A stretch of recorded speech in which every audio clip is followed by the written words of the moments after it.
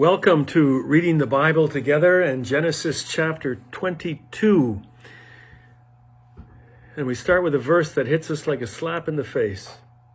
Take your son, your only son, whom you love, Isaac, and go to the mount, to the region of Moriah, sacrifice him there as a burnt offering on a mountain I will show you.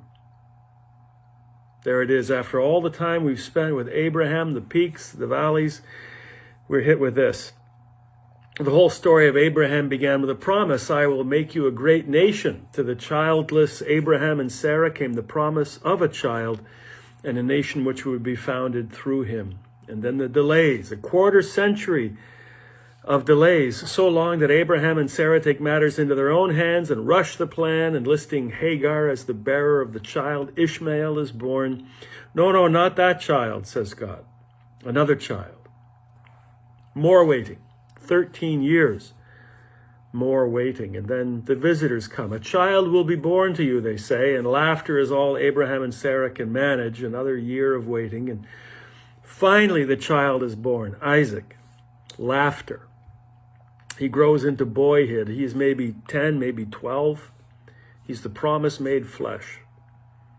And then there's this. Take your son, your only son whom you love, Isaac, and go to the region of Moriah, sacrifice him there as a burnt offering on a mountain I will show you. Your son, your only son, whom you love. There's nothing to soften the blow. On the contrary, it's almost as though the tension, the heartbreak is being ramped up to maximum. Your son, your only son, whom you love, Isaac. Laughter. And then the least funny thing that could be said, sacrifice him there as a burnt offering. It's a test, but it's a cruel test. Oddly, it's a test which may not have come as a complete surprise to Abraham. In the land from which he came, Ur of the Chaldees, and even in Canaan, where he finds himself now, it was not unheard of for the local god, Molech, for instance, or Topheth, another, to demand the sacrifice of a child. The prophet Jeremiah and others rail against the practice. Deuteronomy and in other places expressly forbids it. But those are still centuries away. All Abraham knows is that the God who gave him Isaac is now going to take him away. Abraham must have thought this God was different from the other gods he left behind, but now there's this request, this heartbreaking request. Nevertheless, we are told, early the next morning, Abraham got up, loaded his donkey, took with him two of his servants and his son Isaac. Early. And then again, his son Isaac. That phrase, his son Isaac, will be repeated 15 times in this single chapter. No punches are being pulled here. It was a 3-day journey to the region of Moriah and the mount of God's choosing, the very mount upon which the temple in Jerusalem would later be said to be built. Servants have come to help with the journey, but Abraham has to do the next part alone, maybe where no one else could see.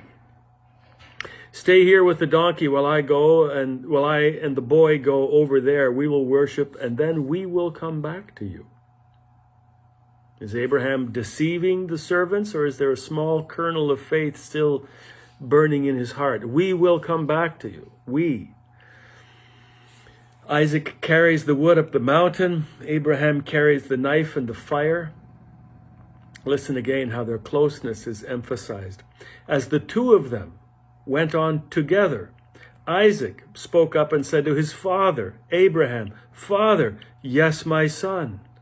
Abraham replied. Together, Isaac, his father Abraham, his son Isaac, as if we did not know, but there it is, the point being driven relentlessly home again. Father, where is the lamb for the burnt offering? Abraham answered, God himself will provide the lamb for the burnt offering, my son. Father, my son. The two of them went on together. Another deceit, God will provide the lamb for the burnt offering, or is it a statement of faith that in the end God will indeed provide? And now the unspeakable.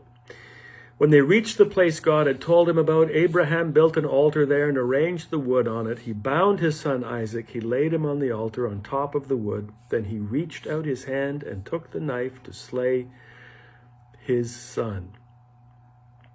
The earlier verse, God will provide, they can almost take away the aspect of test, that Abraham knew, oh, God's just joking. But no, that's not where the text is bringing us. Instead, it's building.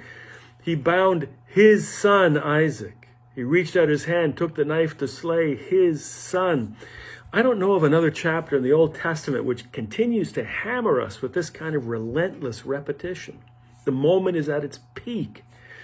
And finally, as the knife is raised, but the angel of the Lord called out to him from heaven, Abraham, Abraham. Here I am, he replied.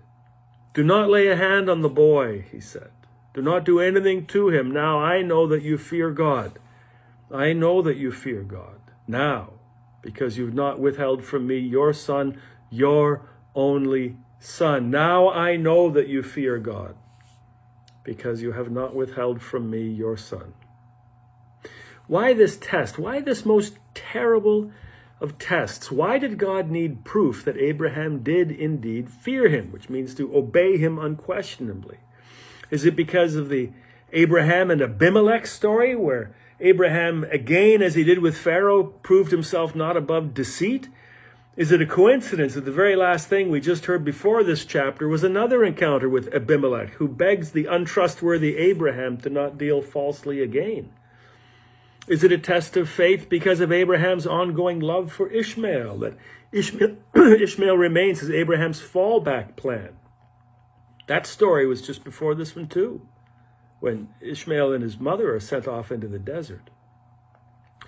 Or was it because despite all of his obediences, Abraham was still holding back on God? Or, another direction entirely, is it ultimately to prove to himself as well as to God that indeed his faith is pure and complete, that there's nothing that Abraham will not do for God, no extent to which he will not go, that his confidence that God will provide is absolute?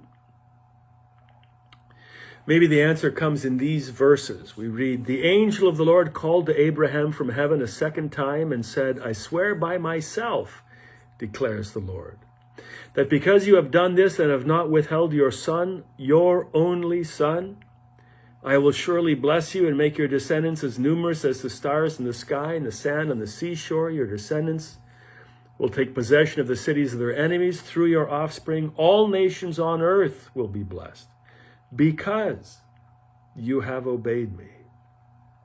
And so it was, it seems, the ultimate test.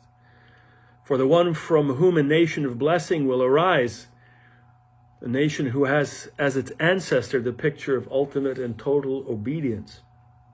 Well, it's impossible for us as Christians to not see in all of this a foreshadowing of the sacrifice of Jesus. The repeated phrase, his only son. The repeated phrase, whom he loved. Words we would hear God speak at the baptism of Jesus. The wood for the sacrifice is placed on Isaac's back, a foreshadowing of the cross Jesus would carry. The place of sacrifice was Moriah, Jerusalem, where Jesus would be crucified. Yet in the Jesus event, there was no substitutionary ram.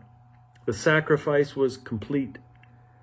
The writer of the New Testament letter to the Hebrews, struggling for words in chapter 11, says this, by faith, Abraham, when God tested him, offered Isaac as a sacrifice. He who had embraced the promises was about to sacrifice his one and only son, even though God had said to him, it is through Isaac that your offspring will be reckoned. Abraham reasoned that God could even raise the dead, and so in a manner of speaking, he did receive Isaac back from death. With all respect to the writer of the letter to the Hebrews, that may be reading back into the story more than Abraham knew. I don't know what he knew as he walked up that mountain, knife in hand, of the son whom he loved by his side. But I know that as he walked back down that mountain, his son alive and well, that he would never doubt God, nor would God doubt him again. See you next time for Genesis chapter 23.